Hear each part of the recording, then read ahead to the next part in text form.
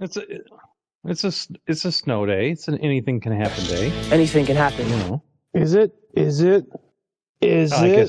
I guess that was yesterday, maybe. I don't know. Oh, right? That was Sunday for me. Things are moving again, right? As of right now, yeah. Yeah. I had. Well, you should probably. I have a story, but you should probably, start this thing before we, Okay. before I get into it. All right. Welcome again to another episode of Drake and the Maestro, almost relevant and almost snowed in. Snow and lots of it. Almost. Not quite, So but almost. What's your story? Well, we all remember the Great Georgia incident of 2025 or 2024. With the mud and my goodness. With the truck mud and the curvy road and the mud, yeah.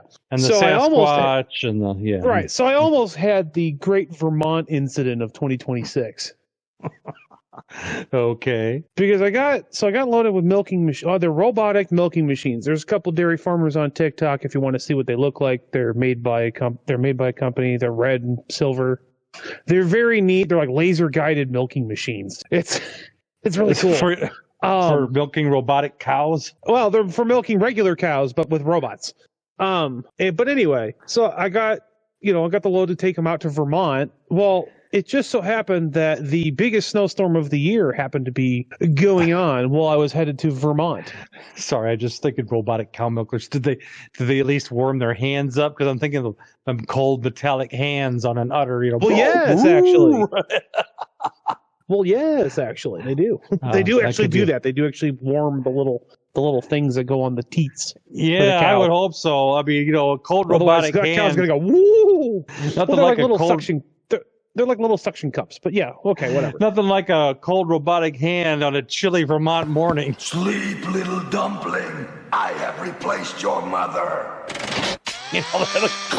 Whoa, hey there, cowboy. Whoa. Wilbur. Oh.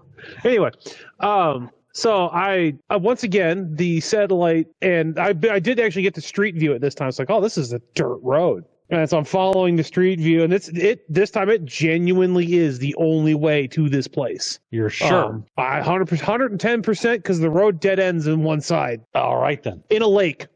So, unless I'm semi-aquatic, which, I've been accused of being semi-aquatic, but that's not the point. Being a walrus and all. Yeah. Mm-hmm. I think the Catholic Church classifies me as a fish, but that's not important right now. Okay. So I'm street viewing it. I'm like, oh man, this is going to be rough because like the biggest, they just got like 1.5 feet of snow. I already had to delay myself because Pennsylvania was closed. The moose out front should have told you. Did it? Did it? No. The app told me, and then the website told me, and then the website crashed because too many people were trying to be on the website. But that was Pennsylvania was closed all day Sunday, and so I was like, oh no, what's this going to be like when I get to it? Is it going to be plowed? Is it going to be clear? Is it going to be just a total crap fest? What's going to happen, right? Yeah. So I'm going along, and I get out on the interstate. It's fine. 90 is fine. 87 is fine. The first couple of I get off the interstate, the first couple of state routes and a U.S. route, they're all fine. And then as soon as I get on the first state route in Vermont, it's just covered in snow. Oh, good. This is exciting. I don't weigh anything, so I don't have any weight to push me down into the snow to get better traction. So I got to be, good old Featherfoot over here trying to, easy. He's like I'm diffusing a bomb with my fuel pedal. And so I just go along, and I just thought of something. This weekend, every trucker was an ice road trucker. Yeah, just about. If you were north of if you were anywhere near the Mason-Dixon line, you were an ice road trucker. Yeah, I mean, didn't they get hit? They got hit in Texas and hard. Florida. Texas. Well, nothing. It was cold in Florida, but they didn't get any ice. It was like Texas. Did the Panhandle get it? I thought the Panhandle got it. Panhandle. No, South didn't get to look at it. South didn't get to look at it. It's a USO show then. I got it. Okay. Right. It was it was like it's like Dallas and Houston, and then northern Louisiana and northern Alabama and part of northern Georgia and Tennessee and southern Kentucky and some of the the western edge of the Carolinas and like West Virginia. They all got ice. And then, up here in the Corn Belt, the state police. I was looking at their Facebook. Did they get stuck again? The state police got a little surly or sarcastic. They put up a picture of a semi-truck laying sideways across the interstate, and it just said to all of you who are calling to asking if the roads are open. No. Yeah. The answer is no. The answer you're looking for is negative. So I get out there, I trundle my way down the state route. It's covered in snow. And there's patches of asphalt you can see through the snow, and it's kind of like, you can see it start, and then in spots it's rutted, where it's rutted down to the asphalt, but there's snow on either side. And Did you go by any surprised locals watching you go down the route going, say, you just don't see that every day? No, that wasn't until I got off that state route onto the town road. And then there were a couple people shoveling their driveway going, what? And then I'm going down that road, and it's getting really hilly and curvy. So, and like, there are parts where I'm dragging my brakes going down these very steep inclines so the truck doesn't run away, and then I can't control it around the turn that's halfway down this hill. Do you have independent trailer brake control on your brand new? I do. Yeah, I got a little dongle here I can yank if I need to. So yank the dongle. You can pull the trailer back in line if it happens to start stepping sideways. If I have to, yeah. Yeah, okay. I have to. Just curious. If you're not using your engine brake and you're controlling your speed well, you shouldn't have to. But yeah, I can.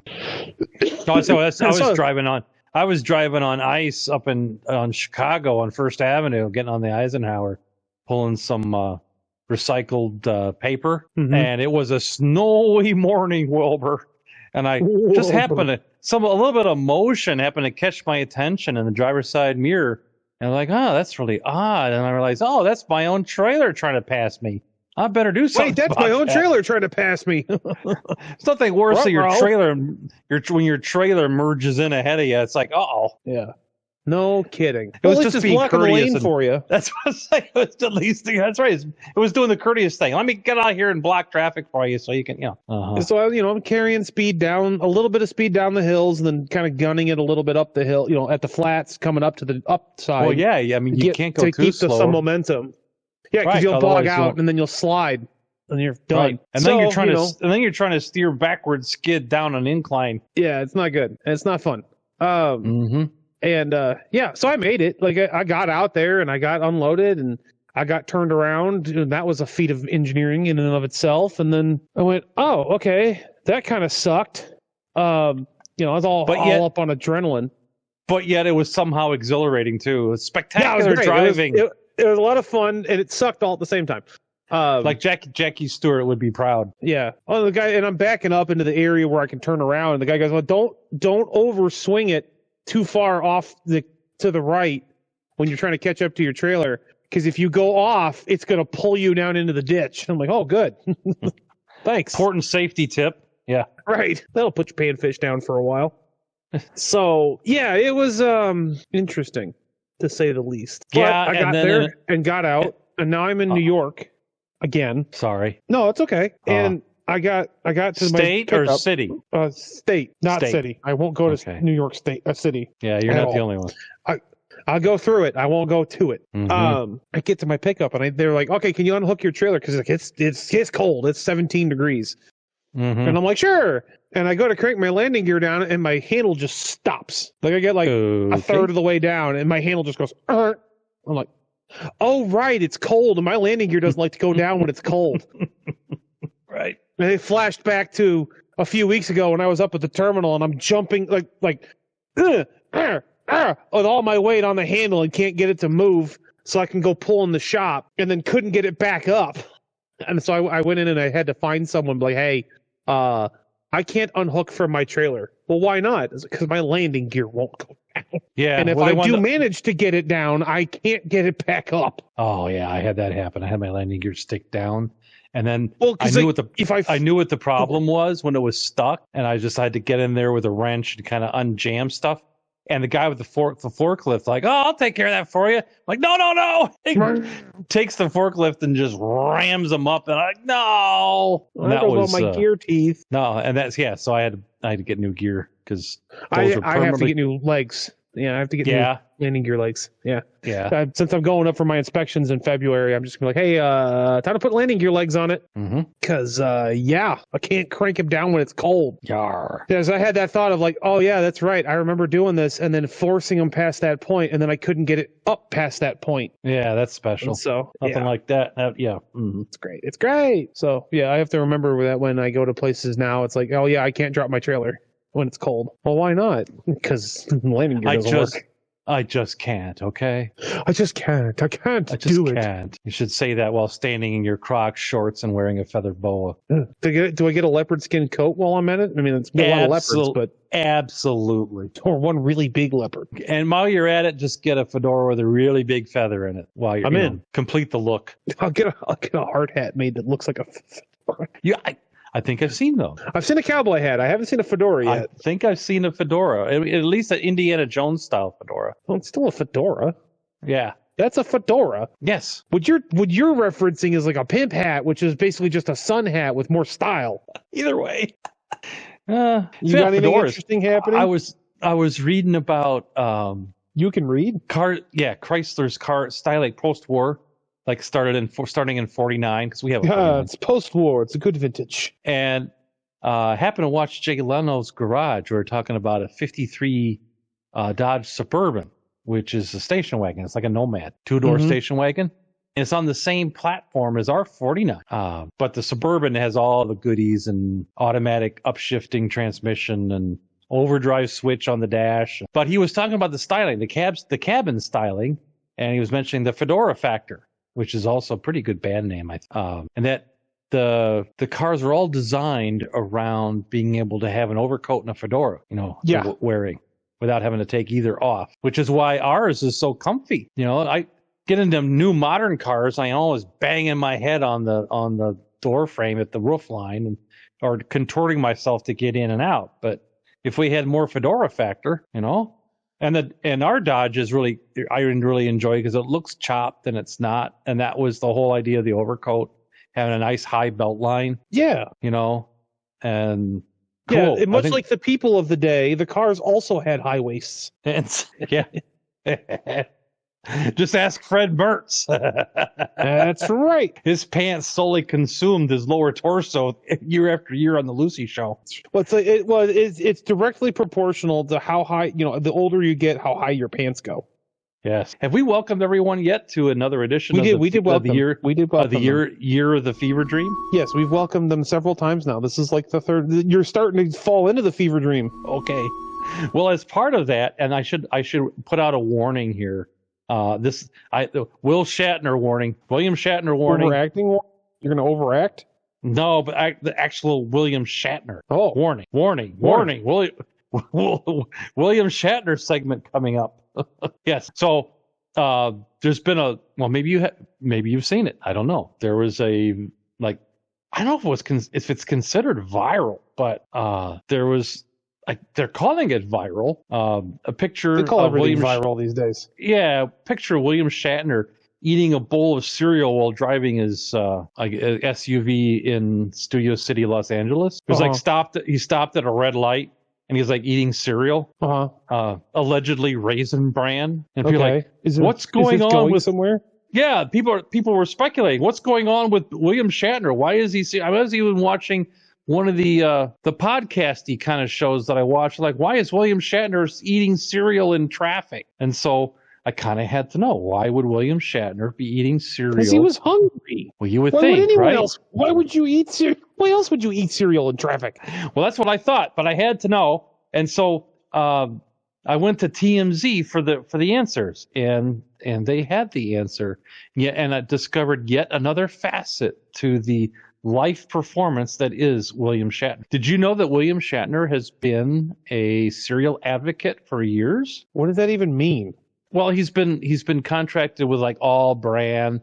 Basically, it might be the secret to his ongoing health that he's big into Bran cereals because he's done commercials for all Bran and all kinds of stuff. It's the secret to his agelessness?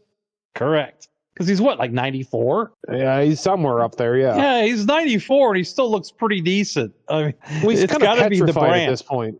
It's got to be the Bran. It could be the Bran. It could be the Botox. You don't know. Right. And so what I found out from TMZ, maybe he's born with it. Maybe it's the cereal. Only what is it? What's the secret? Only her stylist knows, or whatever it is. Yeah. Yeah, it's something like that. It's I was going maybe it's Maybelline, but you know. Right. So I'm going to call this segment "Brand Me Up, Scotty." It turns out. I see. Yeah, there was a Shatner warning for a reason. It turns out he was shooting a commercial for Kellogg's Raisin Bran for their Super Bowl commercial, and a photographer asked him to pose with a bowl of cereal behind the wheel during a shoot for the ad. So what you're saying is the paparazzi really Shatnered their pants.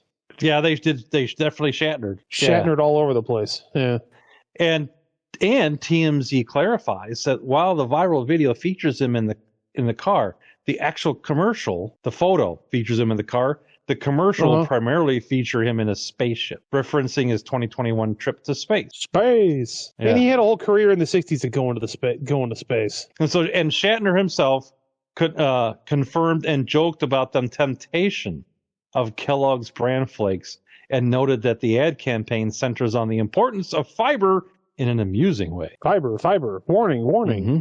So I think we just unlocked it. That's the secret to his eternal, it's his brand. Youthfulness, right? Brand. And TMZ adds this is not Shatner's first association with the brand. He previously starred in a series of Kellogg's all-brand commercials in Canada, promoting the all-brand challenge. The all-brand challenge sounds like something you would do if you never want to take a dump ever again. Or if you really want to get in there and muscle one into the bowl. Yeah. Bill, are you okay? Yeah, I'm fine. Did you try your all-brand cereal with yogurt? Yeah, it was great. Thanks for the suggestion. Well, that's how I like to increase my fiber intake. Oh, it certainly seems to help make a difference. Are you sure you're okay? Fine. Why? Is there a problem? Oh. Take the all-brand 2-week challenge and feel good about it. You're gonna be crapping Lincoln Logs. Yeah, that might actually Lincoln Logs might actually pass easier. All right, then enough of this. Enough. Okay, end of Shatner. This is not the productive area of conversation. No, let's go back to what I promised talking about last week with a cop struggling with the bike. I was watching one of my cop shows, and there was a call that somebody on a bike, a man on a bike, had been looking in cars and trying doors. Right. Also known as Saturday, especially in that area of Florida, I guess. And so the cops roll up, and sure enough, a couple blocks away, there's a guy with a bike, and he's like, and of course he's a frequent flyer. So like, hey, Lenny, what are you doing out here? And yeah, hey, Bill, what are you doing? I don't know why the cop's from Jersey, but he is. Hey, what you doing here? All cops are from Jersey when they're not from even when they're not from Jersey. And so they're talking to the guy, and then they shake him down, the typical stuff. And by the way, Lenny, you've got a warrant. And the guy's like, hey, you can tell he's a freaking flyer because he's like, oh, man, it's like that. Not again. Another one. Not another one. That's right. And since both sides are professional, it reminds me of the Warner Brothers cartoon where the dog punches in the clock. Yeah, the dog, the sheep, the wolf. Right. Same time again next week, ka-ching, ka-ching. Yeah. Morning, Ralph. Morning, Sam.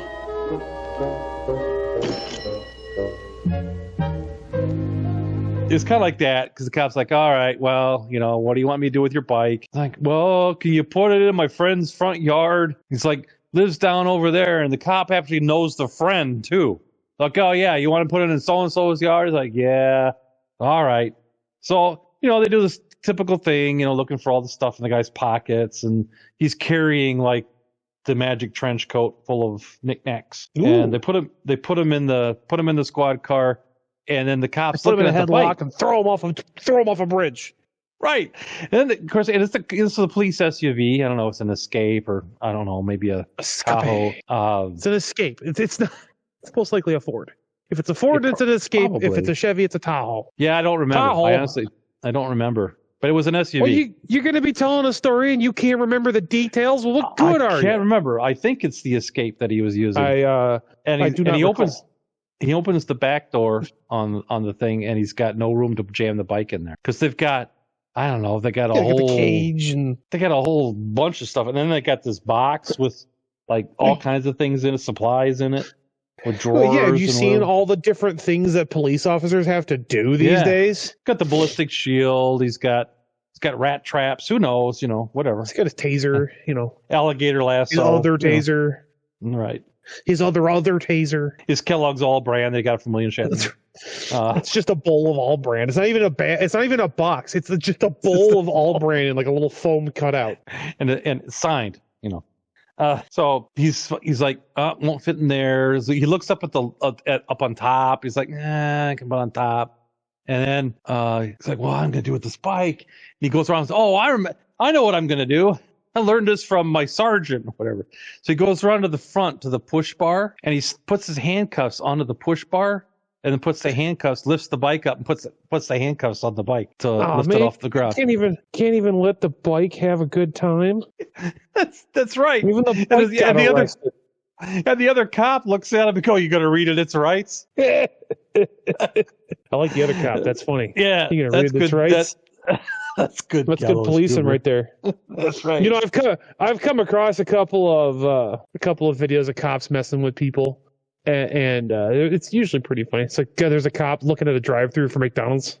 He comes over the PA. He's like, "What'd you order?" Give it number 10. Yum yum yum. Over his PA at them. What did you order? Give it number 10. Big Mac. Extra fries.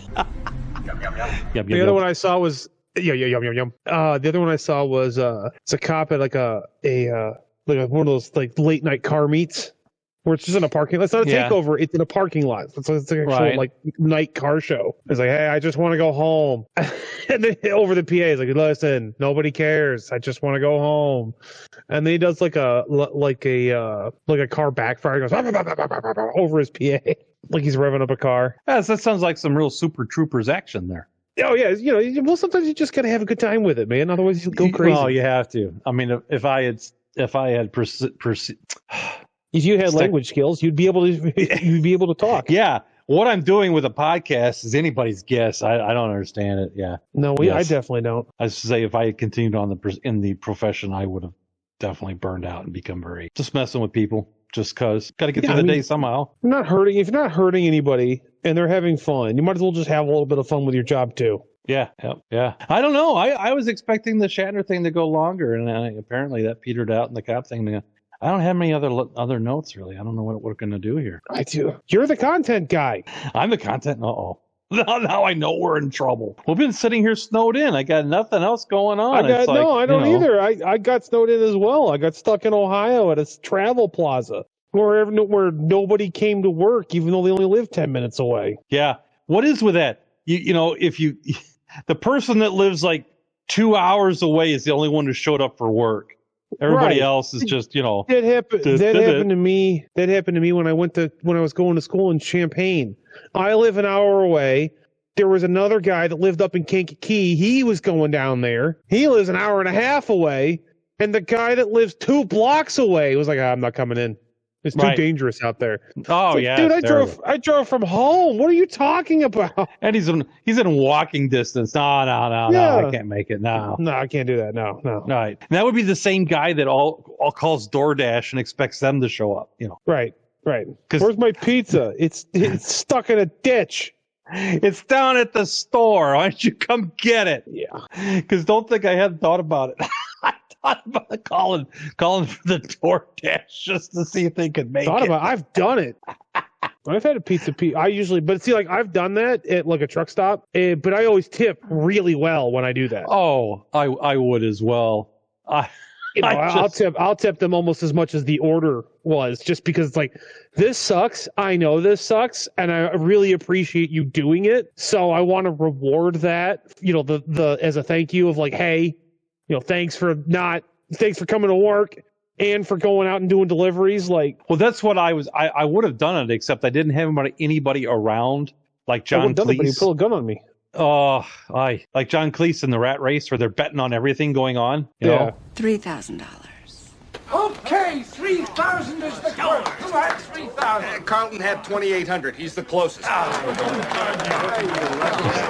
didn't have anybody to wager with to see if the DoorDash would show up. So you can wager with yourself. That's always fun. At least you'll always win. It's not the same. The house always wins on that one. Well, yeah. Well, and we had and might as well step over to Contract Corner while we're at her. Contractor Corner. Yeah. Right? Did they also not come out while it was snowing? I mean, that's at least understandable. Well, there's that.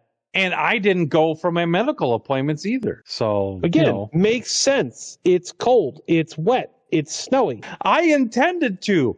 I was ready to go. I've got the all-wheel, 4-wheel drive off-road adventure van. I'm ready. She'll go through a couple of feet of snow. It's not you. It's everyone else. Yeah, the whole hospital was closed. How do you close a hospital? They closed the hospital. Sorry, the hospital's closed. But my arm is broken. Life flights like, sorry, what? Yeah, I'll bet they didn't even have the helipad plowed or whatever they do with helipads to keep them clear. You know what? I'd like to see them plow a helipad. Yeah. Well, the little red lights really take a beating. Yeah. I just want to see the video. I want to see the video. I want to see the video of a Chinook dangling of DOT's orange snowplow over a helipad and moving in methodical back and forth motions so they can plow the helipad.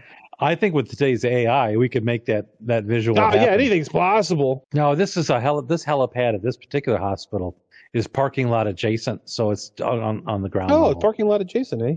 Mm-hmm. Conveniently. Yeah, it's kind of interesting. They added the helipad at the main entrance, and so they made a new main entrance around the corner on the building. Because they took over, so some new company took over the hospital. It's an old hospital, and they did a bunch of modern renovations. One of them being adding a helipad, and so in the area of the old hospital where you had the turnaround, where you had patient drop off and all that, they decided that was a perfect spot for a helipad, which probably is. And so then they moved that and they built a new entryway and a new turnaround just around the corner. So it's kind of fun when I get there because I can see the helicopter sitting there waiting for action on the helipad.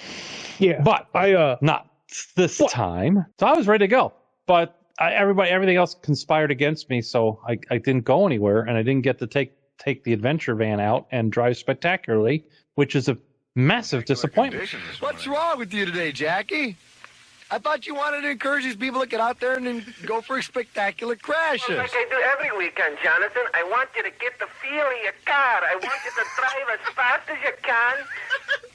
55 is not fast enough. I want you to drive faster than that, double that to 110. I want to see you drive spectacularly. I want to see you pass spectacularly. I want to see some spectacular driving from our listeners. Hey, you would have driven semi-spectacularly at best anyway. Oh, man, that hurts. That hurts. Good. Yeah. Well, call that payback for my childhood. If Mrs. Drake is with me, I'm going to have to be semi-spectacular because I can only take so much shrieking in panic before I'd okay, fine, you win. Oh, they make something for that. It's called chloroform. There's a knob on the radio for that too, but that's also true. Yes, you are correct. Oh no, we're a perfect couple because I am like Mr. I'll risk it for I'm very risk tolerant, and she's very risk averse. So Yeah, except for when she's driving and you're not. It's a little different. that is an experience that no one should have to endure. It's something for sure. You didn't think you could drive condition white, but you can. Judging by the amount of people on the road that I've seen doing it, you absolutely can. I don't know what you're talking about. Can't do it. It's got to be a requirement these days. That's real close. It's bad. I think it's in the water. So it's in the water. That's why it's yellow. Reminds me of a time when a gentler happier time. A simpler That's time. Right.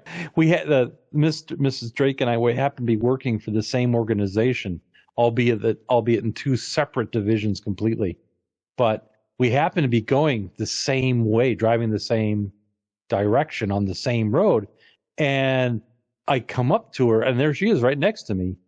And so I'm honking the horn, I'm waving, and she's just looking straight ahead, just focused straight ahead. Yeah, and then you get home, and then you get home later, and you're like, and she's like, I heard this weird person was somebody was honking at me earlier. Really annoying man, and he was trying to say, that was me. It was I. Yeah, she didn't want to give any eye contact and tried to avoid any kind of confrontation. Like, it was me. It was I. So, maybe on that disappointment, it's time to end. It might be. It's time to go for today. Put this thing out of its misery. Spiral it into the ground. We're still going to have to tell everybody about Sanchez, but we'll save that for another episode. Oh, yeah. I forgot we were going to talk about Sanchez. See, now you remember the content at the end. Well, yeah. That's the way it goes. Old man. Well, maybe we give him the longer episode. You know what? We promised it last week. We got to give him, maybe we just give a longer episode. We give a quick Sanchez. All right, do it. Talk about Sanchez.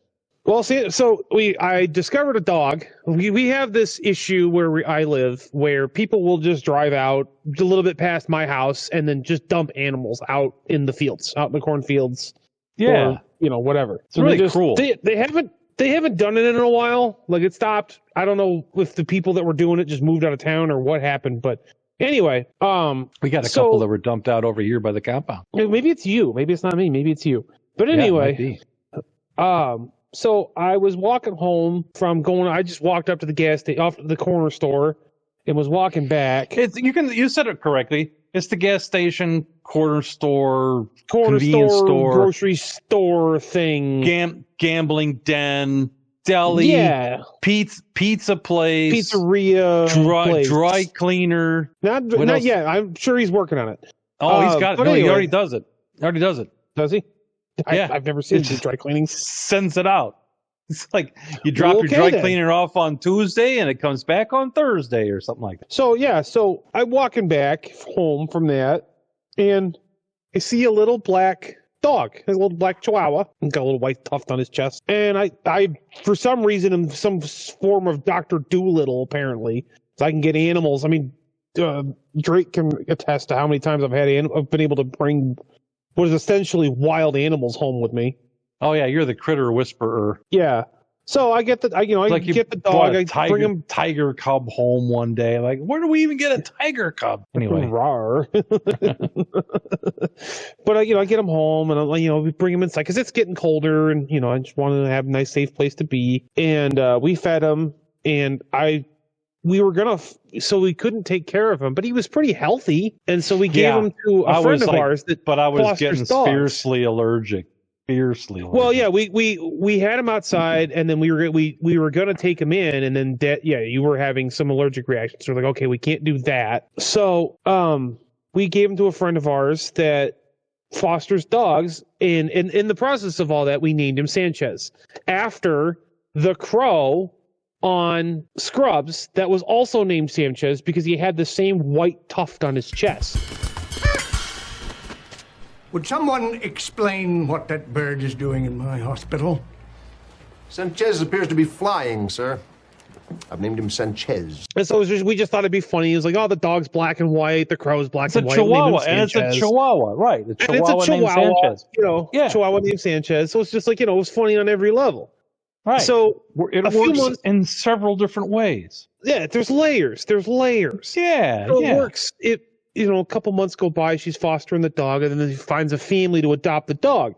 And the dog gets adopted by the family with the last name of Sanchez.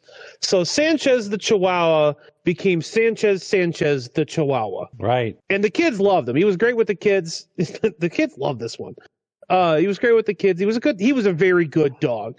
It's just like Spaceballs and Flamethrower. Right. The kids love this one.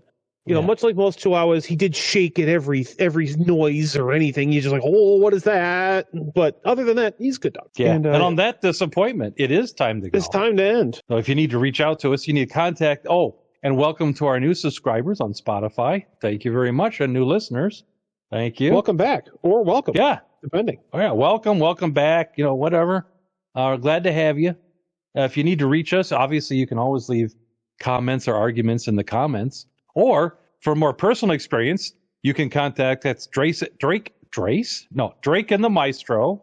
No. You can try Drake and you can You can try Drace and the Maestro. I don't know what you're going to get some radio show in Florida, but, you know. Let me untangle my tongue from around my eye teeth and say it again now that I can see what I'm saying. Drake and Maestro at Outlook.com. That's Drake and Maestro at Outlook.com. Outlook.com.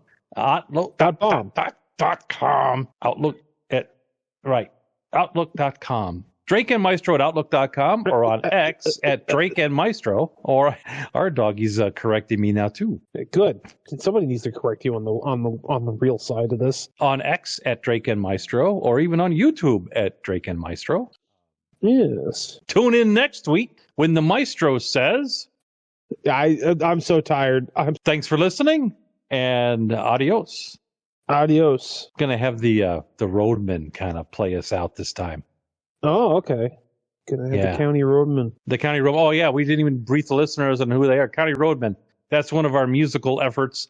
And in this this is the #1 downloaded track from the latest album. It's not an album. That's an EP. No, I have another album coming out. Right, but it should be out in March. You'll be out in March. Maybe with good behavior. All right. Maybe. Take it away, County Roadmen and the Soul Sisters.